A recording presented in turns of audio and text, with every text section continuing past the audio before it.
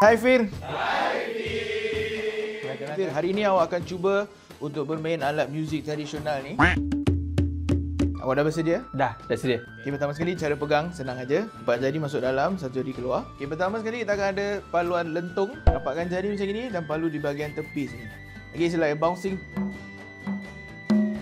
Yeah, cerang ni bahagian tengah. Okay, you slap on the center. Renggangkan jari macam ini.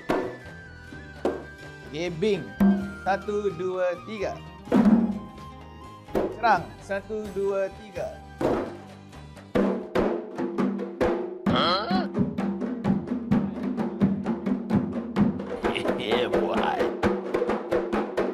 Fir akan main paluan nyalu. Menyalu ni ialah tempo. Kalau menyalu laju, the whole team akan jadi laju.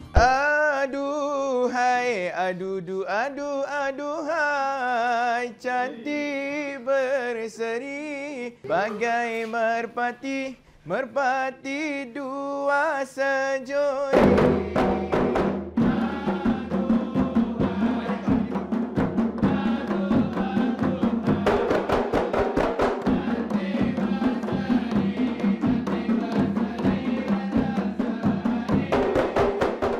Starting try catch up apa dia ajar. It's something baru untuk aku, bit difficult. Dah dapat dia punya rhythm, dah okey sikit lah. Boleh tak boleh?